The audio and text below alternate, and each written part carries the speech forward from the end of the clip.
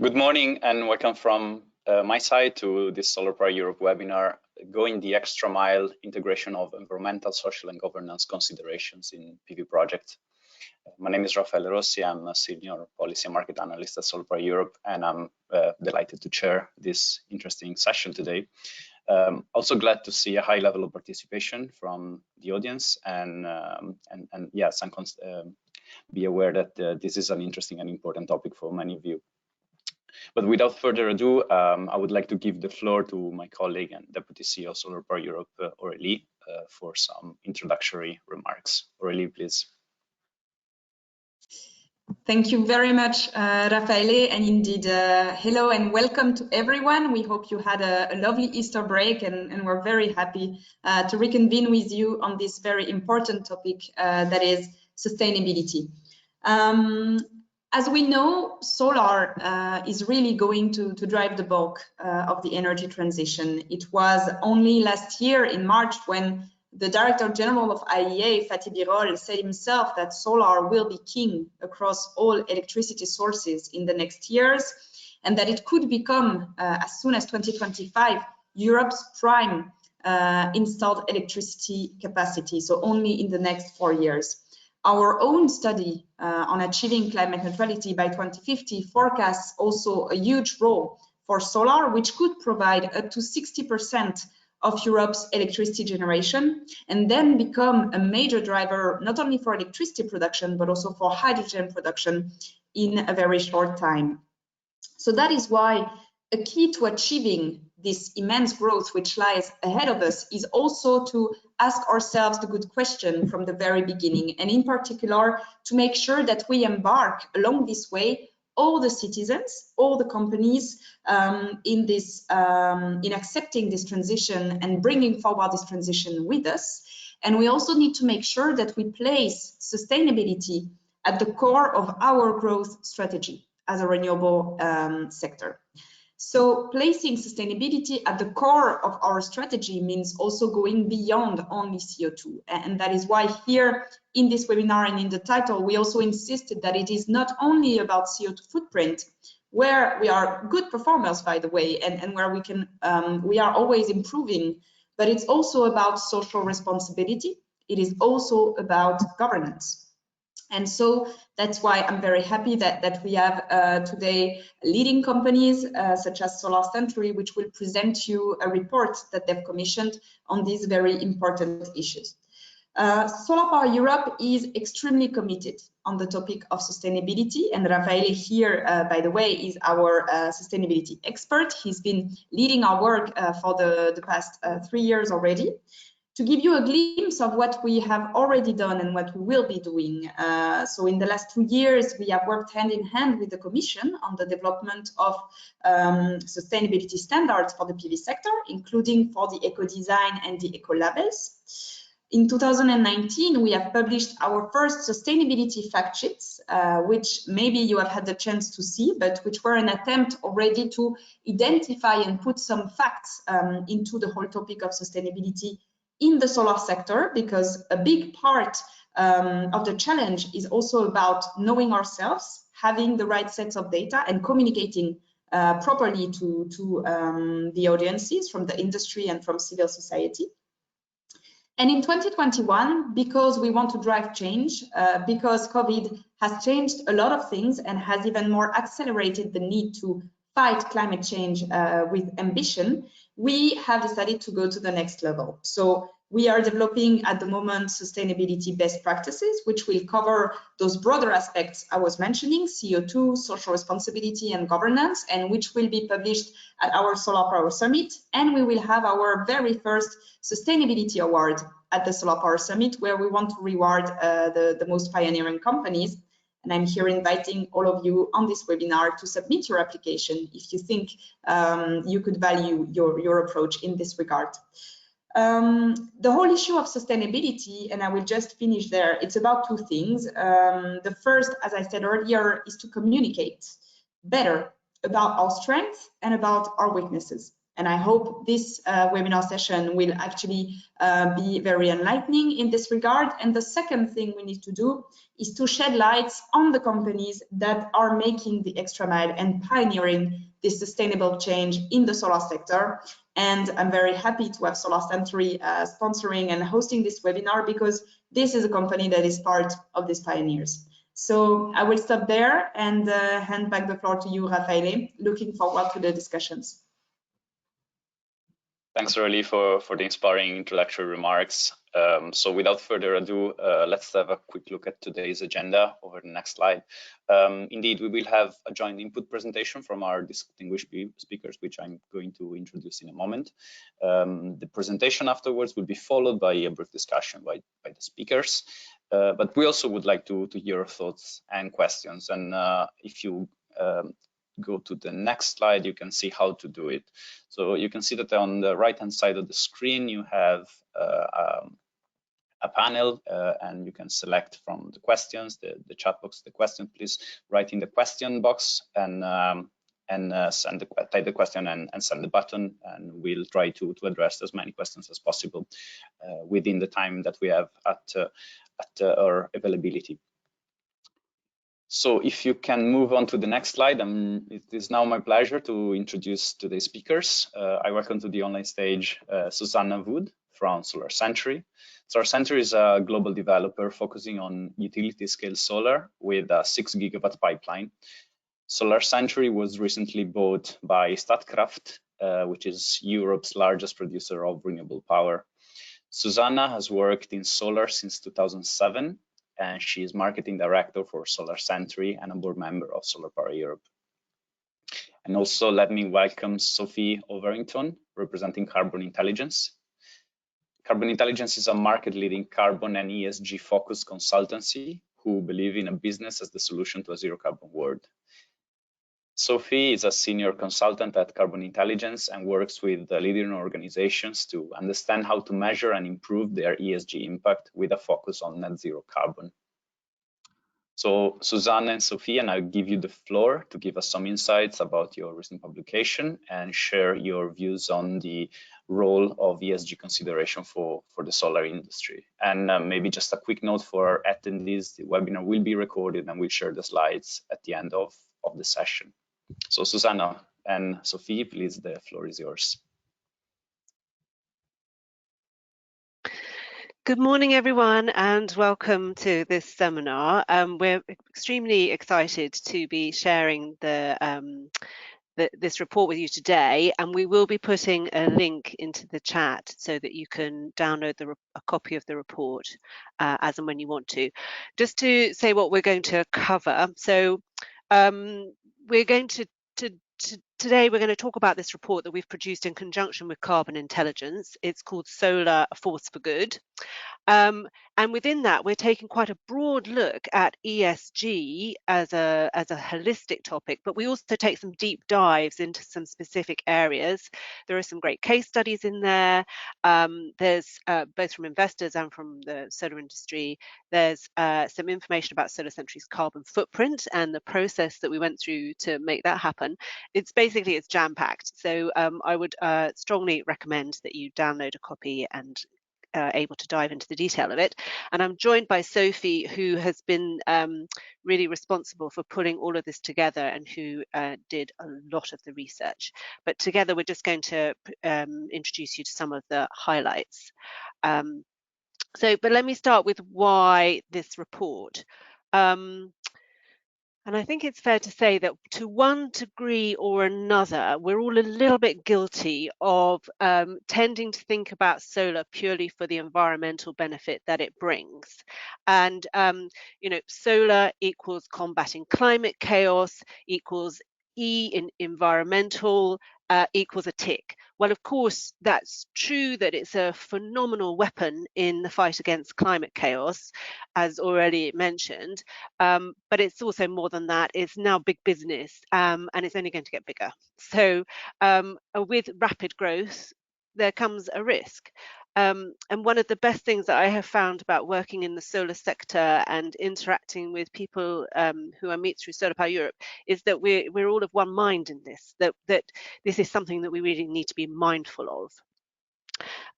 Now, already mentioned the reports that have been produced by Solar Power Europe that talk to this growth, and it kind of really doesn't matter which report you go to, they're all uniformly talking about the massive growth that we're expecting to see in solar.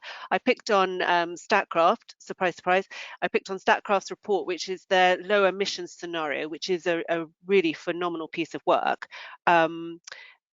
That came out quite recently.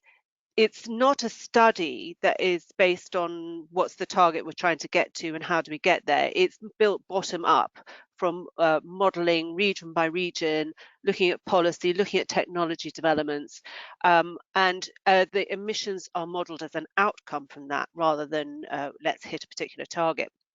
So it is optimistic, but it's also regarded as realistic. And at the same time, compared with some of the other studies, it's reasonably conservative in its outcomes. And in fact, following this course, we don't even hit the 2 degrees that we need to hit. So these numbers for solar that Statkraft are predicting are huge.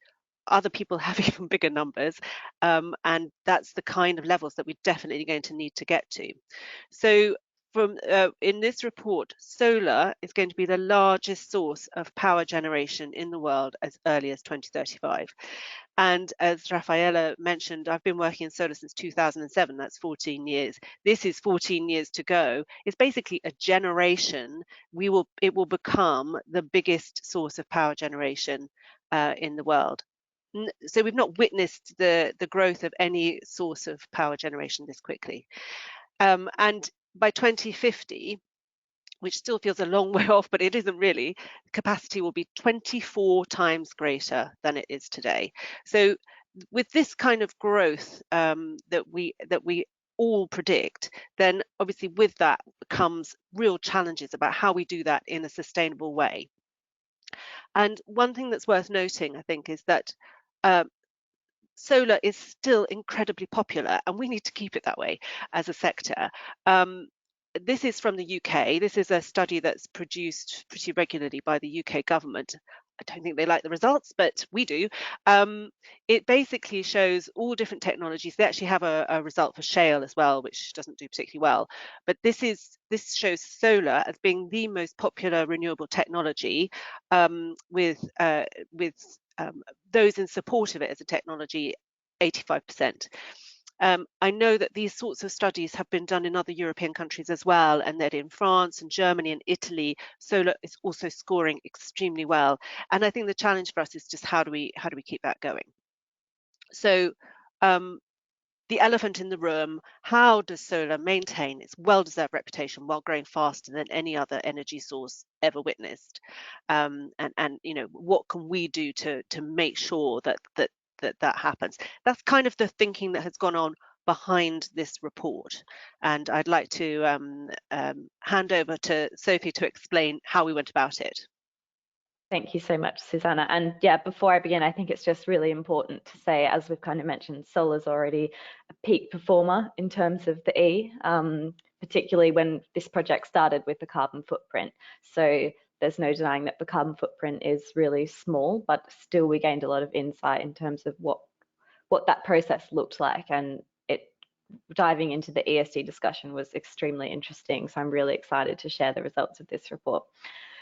So basically, what did we do? So this report was really focused on qualitative research. So speaking to people in the industry who have been in the industry for decades in some parts. So that's developers, suppliers, investors, policy specialists, ESG specialists, and gaining, I guess, a really in-depth deep dive into their insights of where they thought solar was currently in terms of ESG and where they thought solar was heading in terms of ESG.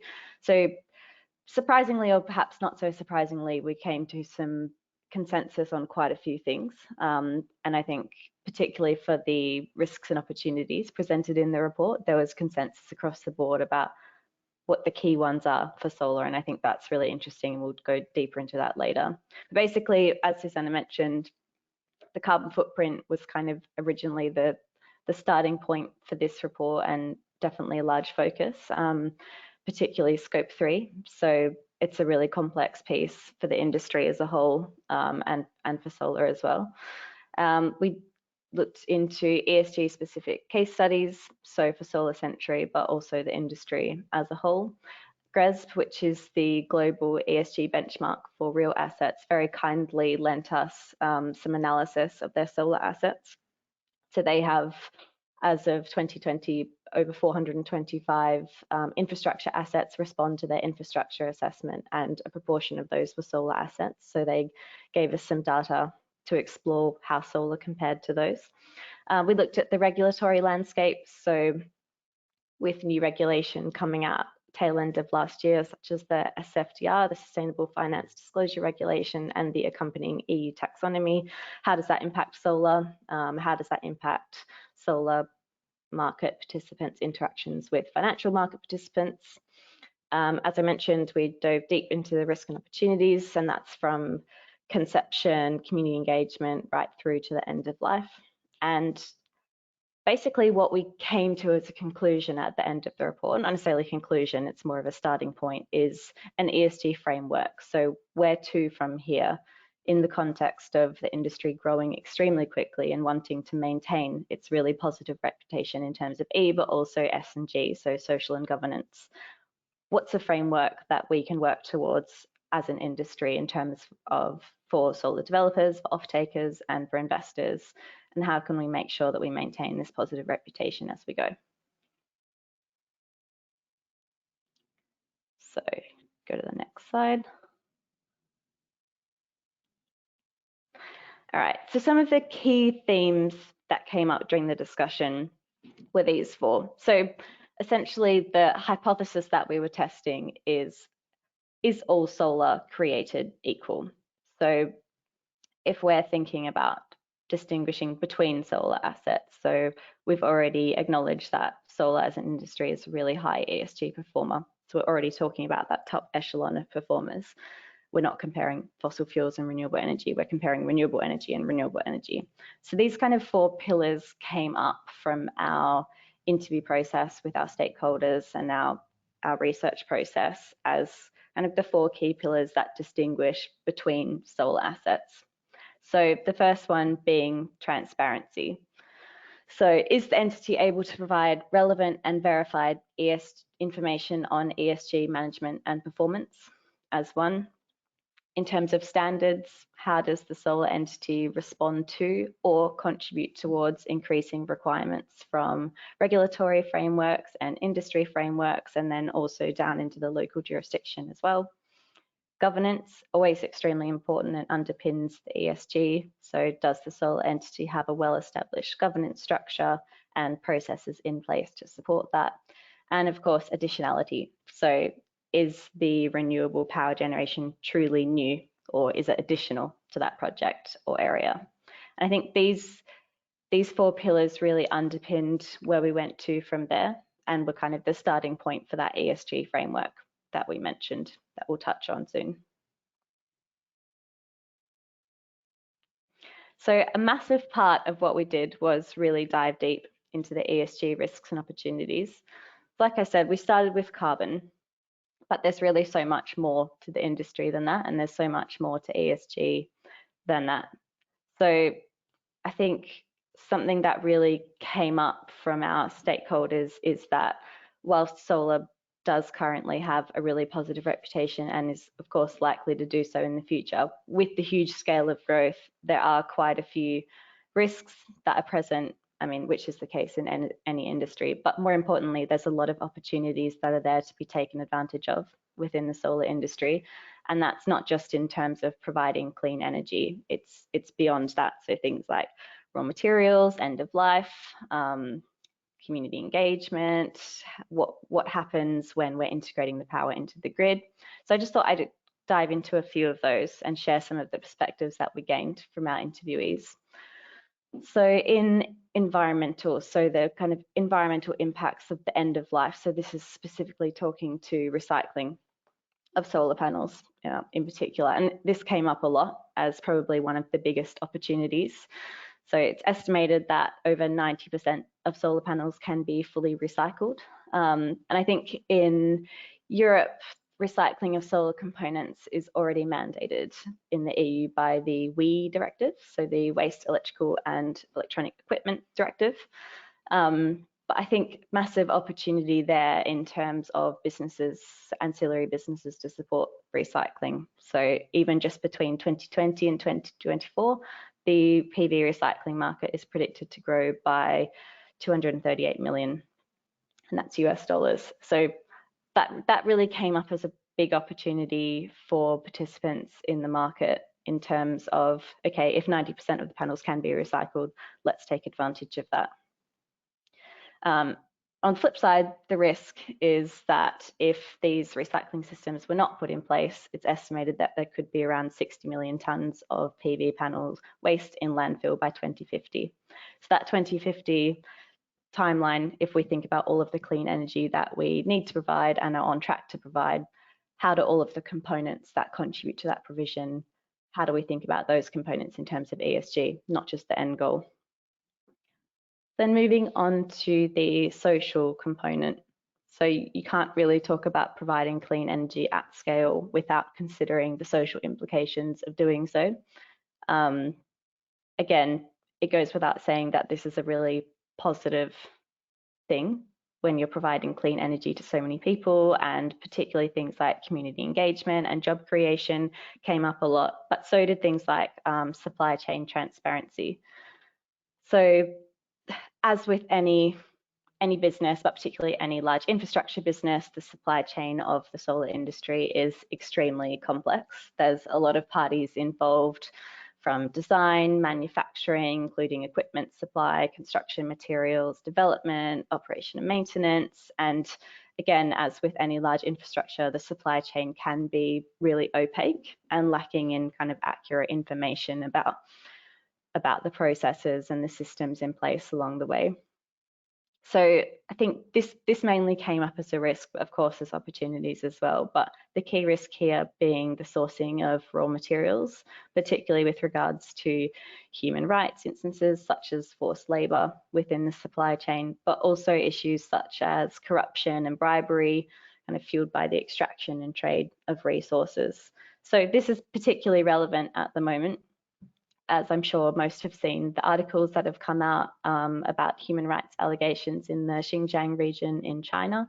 So roughly 1/3 of polysilicon in the solar industry comes from this region. China itself accounts for around 80% of global polysilicon capacity. So I think, again, this is really common across all industries, but it just goes to show how complex the supply chain is. So from polysilicon to PV panels, there's so many steps in between there. There's so many different tiers of suppliers. So the big opportunity here is increasing transparency and accountability between each of those tiers of suppliers. So from the end purchaser all the way down to the original kind of the very start of the supply chain. So in this case, Xinjiang. How do we increase trust and accountability across there? So, it's not just supply chain charters, it's supply chain audits, and it's sharing responsibility across the board. And I think what came up throughout this whole report was that ESG is exactly that. It's shared responsibility, it's shared accountability, and it really requires collaboration. Not one player or not one entity can kind of tackle these risks or take advantage of these opportunities alone. So very relevant example there. And then finally, governance. So governance, again, is what underpins all good ESG and all good corporate governance practices. So something that came up a lot because it's very relevant as it was recently released, disclosure and standards. So ESG disclosure is quite an extensive process, but it's extremely necessary. So things like the SFDR and the EU taxonomy have placing increasing requirements, particularly on investors, to show how their products are green, what a green classification means. So solar quite easily meets that classification, but there's other parts of that. So do no significant harm principle, for example. So again, as a solar entity, then you must consider the whole ESG quite holistically, rather than just providing clean energy. How are you working with your supply chain? How are you working with your employees and your contractors? How are you working with local communities to ensure that you do no significant harm with your projects and ultimately your products that you're providing to investors? And I think the big opportunity here is that collaboration between the solar industry and financial market participants.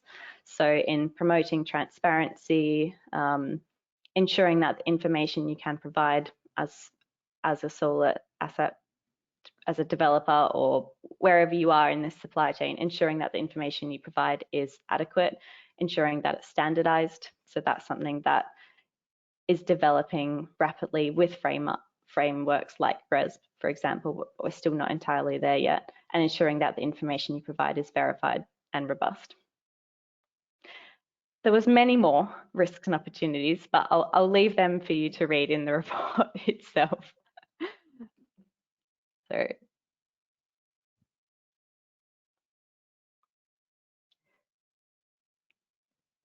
Susanna, you're on mute. Thing is speaking while I'm muted. Apologies for that. So another aspect of what's in the report is some information about Solarcentury's carbon footprint. And so last March we had agreed that we would measure our carbon footprint for our financial year at that time, which had just closed. So it was, we have a March year end, so financial year ending March 2020. And in previous years, we'd measured bits and pieces. About a decade ago, we were looking at things like the use of electricity in our offices, all of which is really small fry. So it was patchy, our approach, and it was outdated, and things have moved on, obviously, in terms of how now carbon footprints are measured. And so properly scoped and looking at including scope 3, it looks like, well, for the financial year ending March 2020, it was about 225,000 tonnes. Now, we have built a lot more in the financial year that has followed, and so I think it's possible that our footprint is more like 3 times that for the financial year that has just finished for Solarcentury. But of course, the really striking thing about our carbon footprint, which would be the same whatever year you measure it, is that scope 1 and scope 2 for a company like ours, a developer, those scopes are pretty much irrelevant. It's all in scope 3, and it's all in the value chain. It's all in the difficult bit, as you might expect. And we have a little bit more of a breakdown here.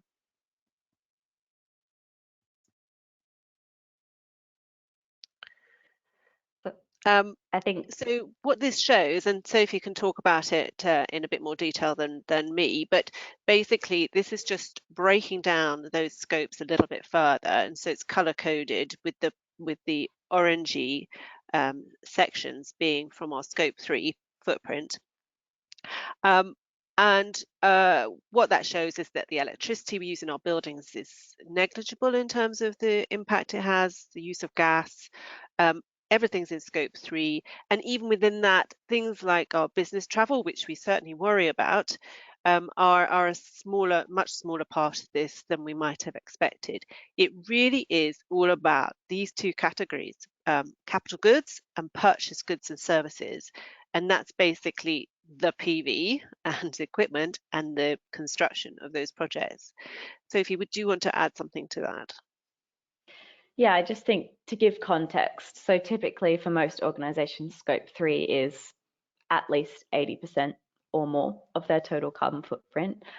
But here the case is that it's 99.94% of your carbon footprint. So again, I think it just really highlights that need to work with the value chain, because like you said, you know, this is the tricky part, and it's the part that relies on working with everyone in your supply chain, upstream and downstream. So I think the biggest part, like you mentioned, is the capital goods. So these are things like the actual assets itself, but the actual panels themselves, but not only that, it's the extraction, the production and transportation of them from point of acquisition. So you can imagine the journey that that equipment has to go on until it reaches the site. And then you're trying to account for that within your carbon footprint. I think what's worth noting is these figures, whilst improving upon Solarcentury's approach in the past, they still have a long way to go. So how you would get these figures to kind of their best and most accurate state is you'd need to do, for example, a life cycle assessment of every single product and every single service that went into the value chain. The reality of doing that is it's really difficult and it's really expensive, and that process shouldn't or couldn't necessarily be carried out just by one company in isolation. And I think that's the part that's just really essential and kind of the main message that we want to share with this report is the industry as a whole really needs to work on this together. It can't just be Solarcentury or it can't just be another company. As a whole, we need to improve kind of the quality of this information because you can't manage what you can't measure. Again, this footprint is small, but thinking about the extraction of raw materials making their way to, a solar site in Spain, there is a lot that can be reduced there, and there's a lot of improvements that can be made. And with the view of maintaining a position of leadership in terms of ESG, if solar is to provide clean energy at scale and to be, arguably the biggest contributor to a net zero economy, solar also needs to play its part. And I think that's going to be the really interesting thing that we see in the next couple of years as information improves and more people work together to kind of improve the quality and robustness of carbon information, but also ESG information as a whole. These figures will likely change. Hopefully they'll reduce. But yeah, it just can't be done in isolation. And I think that's the main point. And it's also maybe just worth giving the context that that the academic research supports the fact that typically a utility scale solar project will pay back its carbon within a year or two of construction. So just to give that context, and obviously we want to see that improve, but it's important to put it in that context.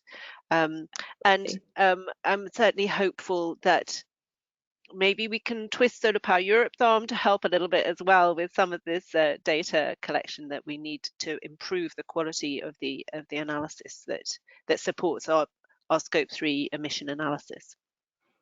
And I think just as a really final point on that, and I think particularly because we spoke to multiple investors as part of this process, if investors currently don't ask for Scope 3, they certainly will, and it's certainly in the plans. And I think, again, even if compared to other energy market peers, so fossil fuel peers, the footprint is extremely small and it's netted out within the first couple of years, to be able to engage with investors and have that information at hand, or at least have the ability to start that conversation, is extremely important.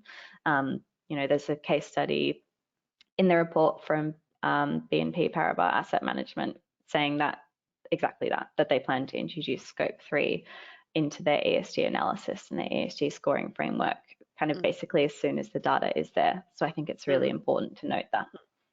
Absolutely. And certainly the conclusion that we reached is, as I said on the previous slide, it's all in the projects, and therefore we really want to set out to be able to measure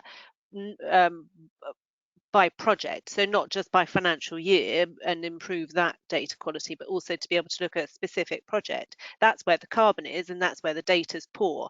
So that's the area that we really want to make those improvements. And I think that really fits well with what is most likely coming down the pike in terms of what's going to be asked of us. So yes, so investors asking us for more detail about what's the carbon footprint of this particular project, and being able for them to be able to contrast one against another. Another lesson that we learned is that trying to collect data historically is not a great way to go about it. So we need to be building in these information requests into the contracts up front.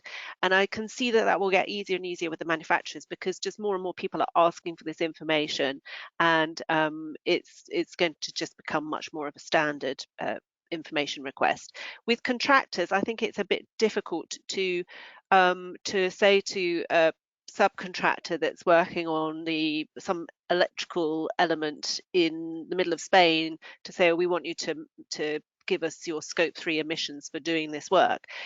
So the idea that our procurement team have come up with is that we should be asking them for the inputs. So, for example, how many car trips are you going to be making to the site, and ask people to estimate these and then record them. That's pieces of information that are possible to record, and we'll then take that data and crunch it and turn it into emission data. But I think that's the more reasonable way to do it, and that's certainly something we can see that we would like to work with the sector. Maybe we'll share, do that open source as we move forward with that.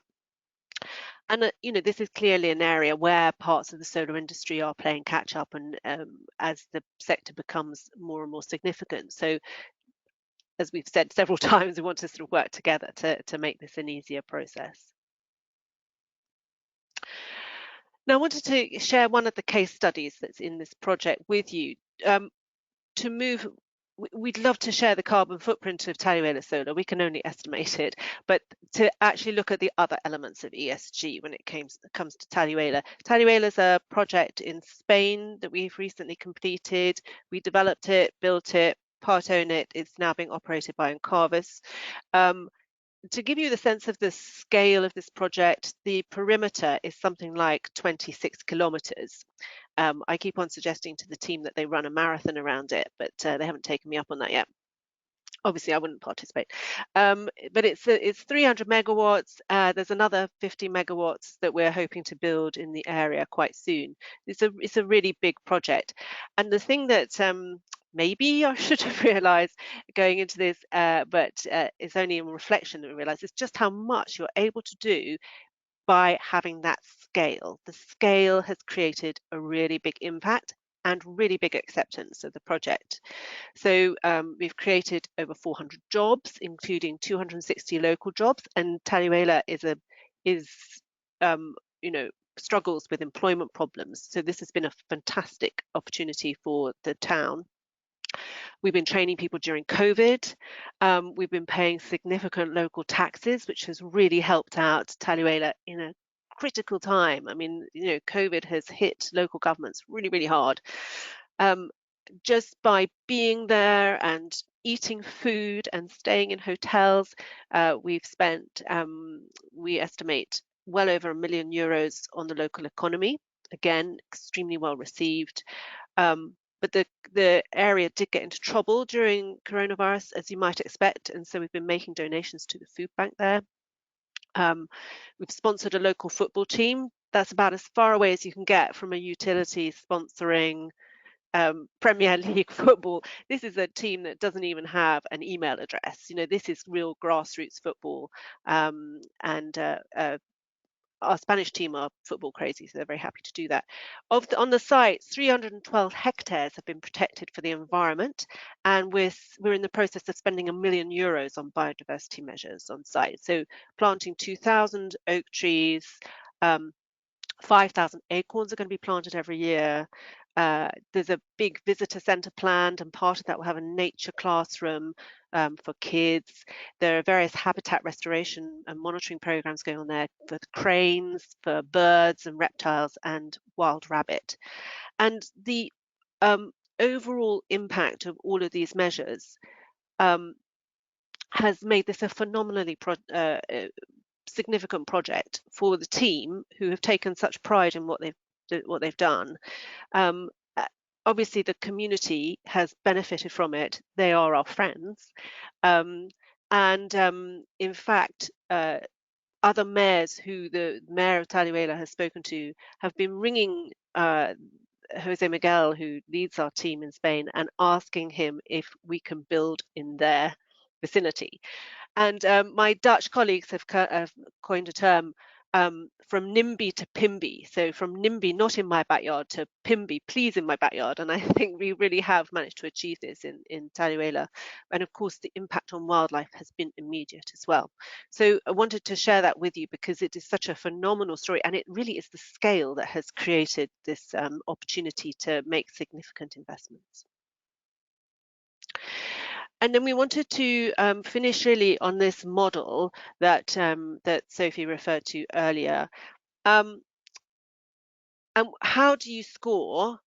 How do you score one project versus another? And we know from the work that we do around PPAs that off-takers are increasingly asking questions around this. They're quite often binary questions, sort of yes or no. Is it providing additionality or not? I think there's an opportunity to introduce some gradations, some qualitative assessments into this to differentiate one project from another, as to just how well the community has been engaged, just how much progress is being made on improving the supply chain, just how ambitious the plans are for biodiversity and site management, and then how well the project is being governed. So we'd like to see this kind of move forward in a way that allows projects to differentiate one from the other and to be a roadmap for improvement rather than just yes or no. And ultimately, it's all about preserving the reputation of solar and ensuring that it really is meeting that definition of sustainability. I think I'll just add to that, something that was really important to us as an outcome of this project is this is not us saying, here you go, here it is, this is the framework. We really wanted this to be the starting point and would really welcome any comments, suggestions, feedback on this, either in this discussion or once you've read through the report, because it's really important, like Susanna said, these are often can be quite binary, quite checklist items, but to make these more tangible and more impactful and more compelling, we thought it's really important to ask these questions. So we'd absolutely love to hear any feedback on this as well. This is just the beginning of continuing all the good stuff that the solar industry is doing.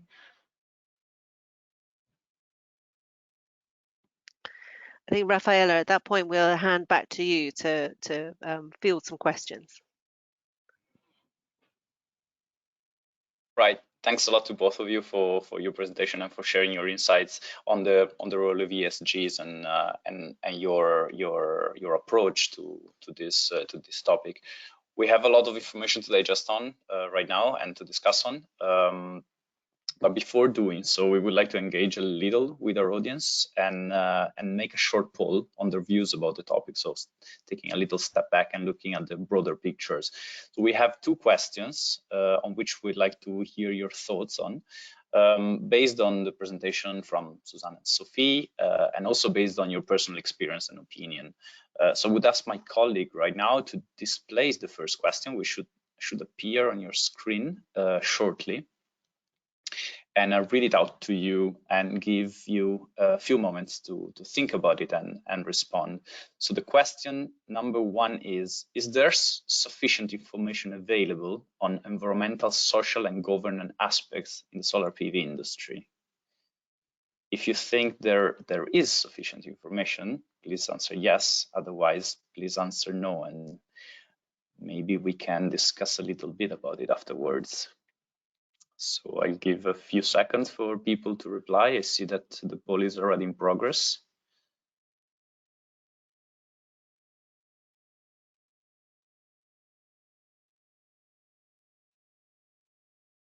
Some people are still voting. Okay, let's close this one. And I think we have an overwhelming response. Can you display the result?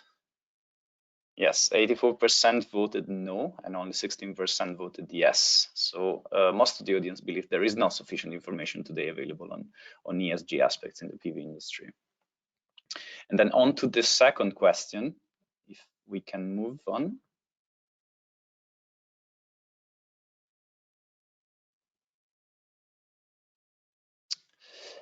second question is, would you be willing to pay a premium price for solar PV projects that implement ESG considerations in their work? So would you be ready to pay extra money for a PV project that's also including environmental, social, and governance consideration in their work? Let's give some 20 seconds for the audience to reply. I see one of the questions that is emerging from the Q&A is how much premium. I leave that to your own consideration.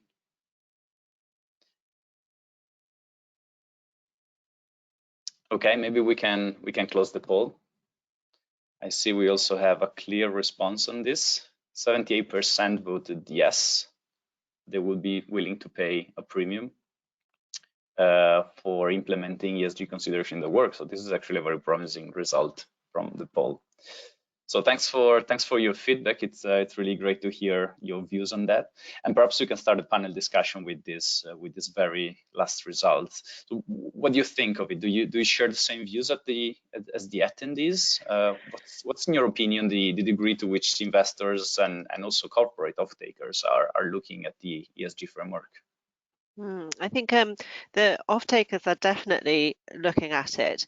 I think investors, so to date, most investors have been sort of classic infrastructure funds. One of my colleagues described what's going on at the moment as that more and more money that's coming into solar is self-consciously ESG. And I think that's an interesting way of putting it. And therefore, we might expect that investors, the people who actually sort of buy these projects, might start looking at the ESG elements of those projects more carefully than perhaps has happened to date, because it's been sort of infrastructure funds that have looked at it. But and interestingly, in the report, GRESB actually share their analysis of how they've rated various aspects of their infrastructure projects that they've invested in, including solar, and that's quite illuminating and positive actually. So I think it's going to become more and more expected. I'm actually reassured by the fact that the poll came out as high as it did, for the fact that people might pay extra for it, because obviously there is a cost, and the belief would probably be, well, you just have to do it, and but the cost has to go somewhere. So I think that's reassuring to know that. I'm also personally reassured that people do agree that there isn't enough information available on ESG at the moment. You know, you do wonder when you're putting these reports together, am I missing something? Is there some source of data out here that I don't have? But it's good to see that other people feel the same way. I think I'll add to that. So on the first point, I think if we'd also asked the question, is there enough standardized information available, then there would have been even more no's, because for where there is information available, is it robust enough? Is the information verified? But most importantly, can you compare it? And can you make judgments from that comparison? And I think overwhelmingly, you know, I'd expect 100% no answer for that. And that's what we're looking to with, say, this suggested framework. And that's what organizations like GRESB are looking to try to do, but it is just really complex. You know, ESG disclosure frameworks are where accounting standards were 100 years ago, and there's many of them now. And what we expect is that they'll start to amalgamate, and then there will be just a few, and there will be more specific per industry. So I'm really curious to see where that goes in the next few years. And on the next point, so would you pay more? Again, I'm also very pleased with that answer.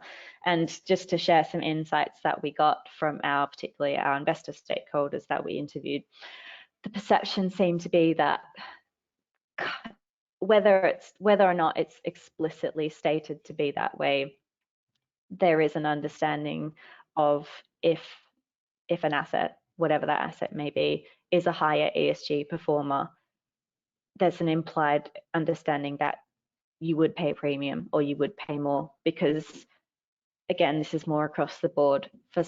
for a project or for an asset or for an entity that's actively engaging with ESG, they're managing their risks really well. And as a result, that asset or that investment is far more likely to have a positive result for you as an investor. So currently the feeling was that there's an implied premium. It's not explicitly stated as it would be, for example, with a green bond where you have different gradations of green. So you've got light green, so that's kind of like a light touch with the ESG, and then you've got dark green, which is like a really positive, high-performing ESG. It's not so explicit as that, and as a result, it's not so explicit what the premium is, but it's currently implied, and I think that will definitely only increase more into the future. Thank you, and indeed it's promising to see that most of the audience thinks that a premium yet to be defined, of course, would be acceptable for having higher ESG standards.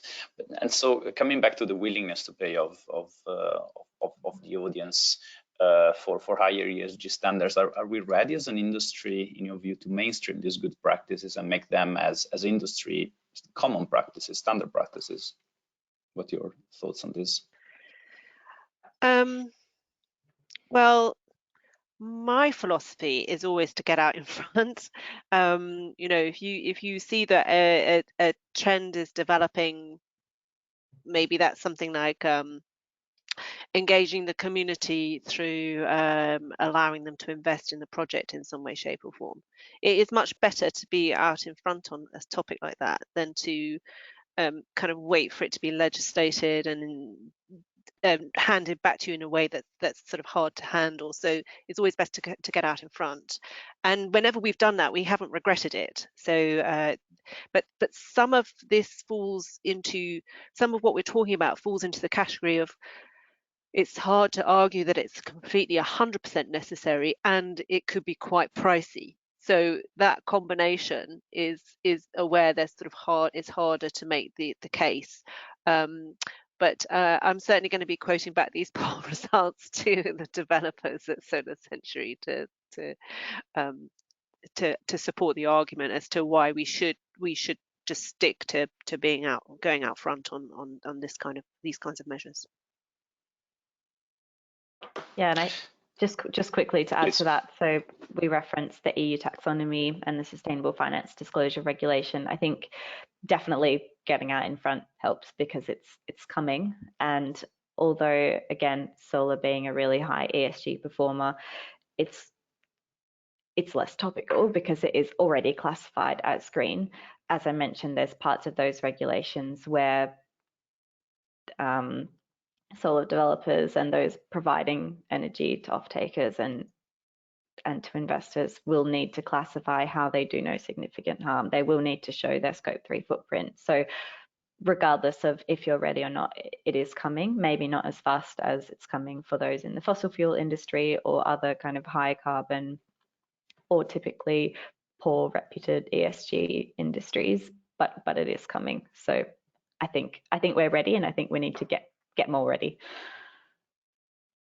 Indeed, and as you rightly pointed out, being ahead of the pack, also going before legislation that might put mandatory standards into force, it's definitely a promising strategy. Since you mentioned the Talayela case study, I think we wanted to touch upon it also because I see a lot of interest from the audience. So first of all, it's a great example of community engagement and including social and environmental consideration when developing a PV project. What have been the drivers that led to the development of such considerations, and what were the challenges? And if I integrate with questions from the audience, there is interesting in what are the local jobs doing, because you mentioned all these jobs that have been created. Are they all working on the PV plant, or if you can elaborate on that? And one additional question on the acceptance of the region in terms of tax revenues. It is highlighted that taxes are not always going to the local community, and they rather go directly to the main government or where the investors are. So how do you cope with this type of challenge? Okay, so just going back to the start of that question. So I think when TeraWatt was being conceived as a project, there really weren't very many 300 megawatt well, there weren't any 300 megawatt projects in Spain. So it was, even on the drawing board, it was regarded as being ambitious, and a project that the team knew they would have to think hard about what could they do to make sure that this project was going to be accepted socially, politically, everything, as well as, you know, technically. And so I think it was that acknowledgement that they really needed to think outside the box about how to what should you create for the local environment if you are building such a big project.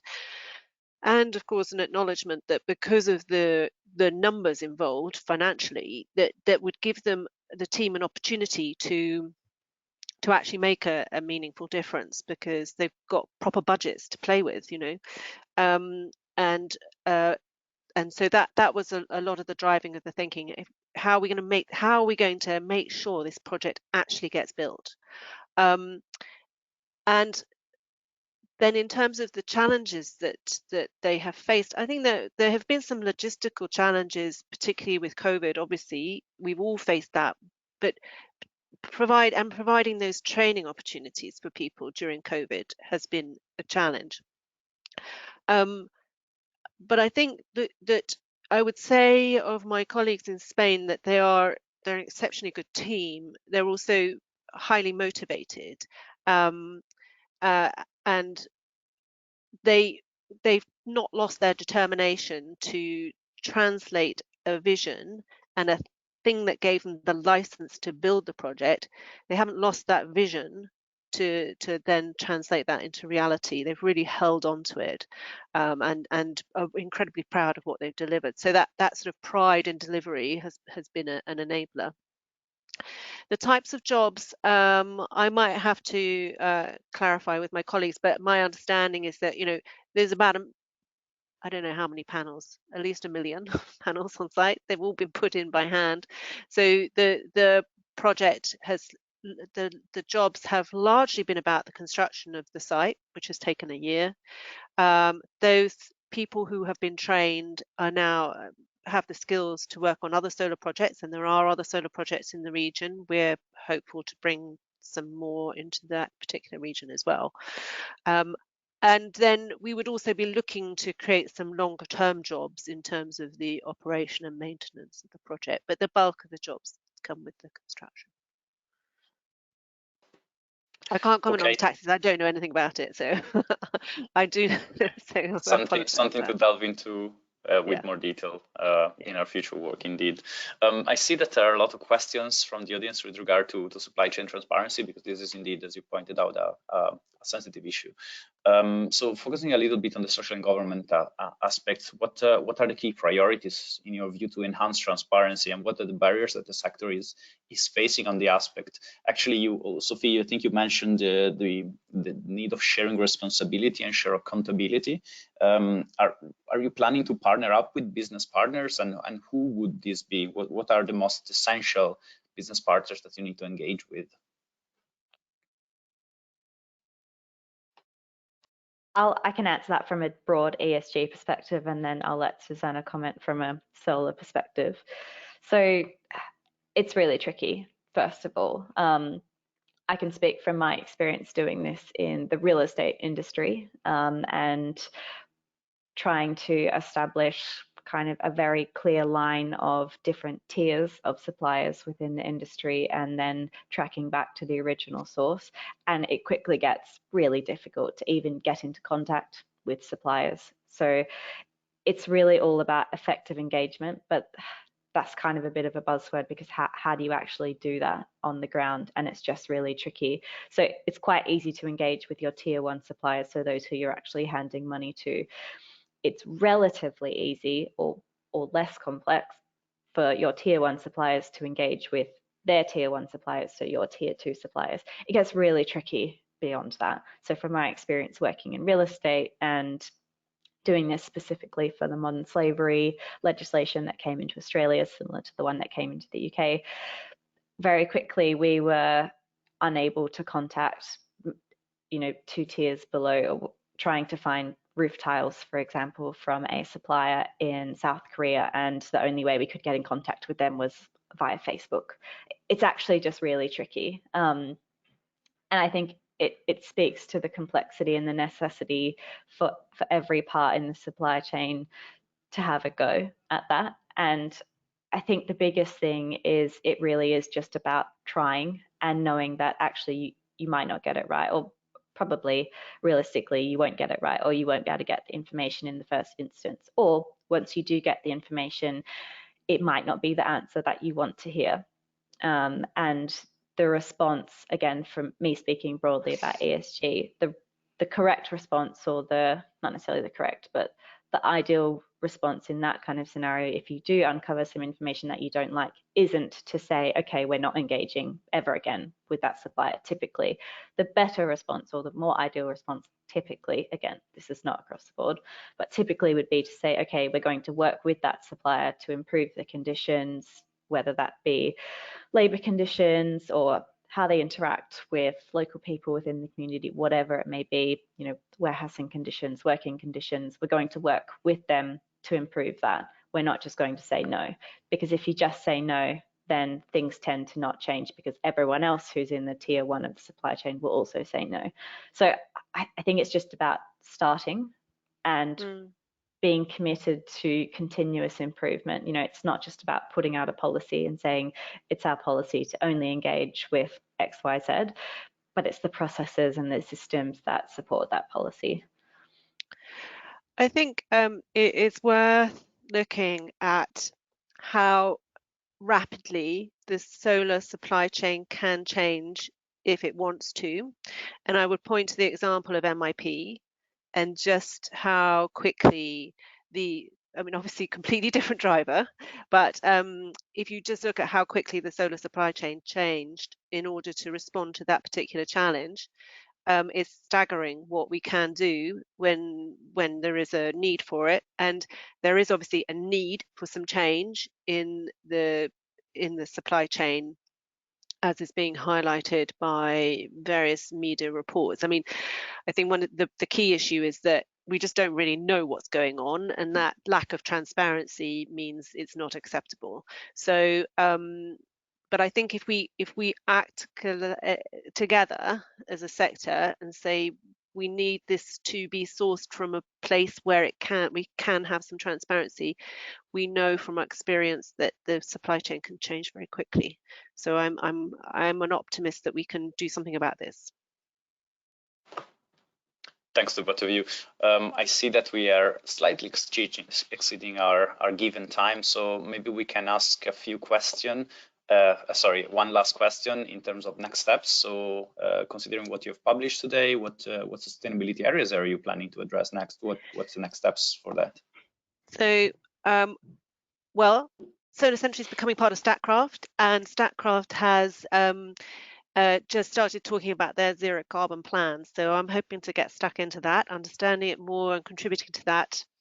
And part of that, I think, will be focusing on at a project level and getting some more detailed and better analysis at a project level for a solar project, and looking to define and embed best practice at that project level, so that we are conscious of what we can be doing with every project that we start, and making some informed decisions about what we decide to do, and how good we want each project to be.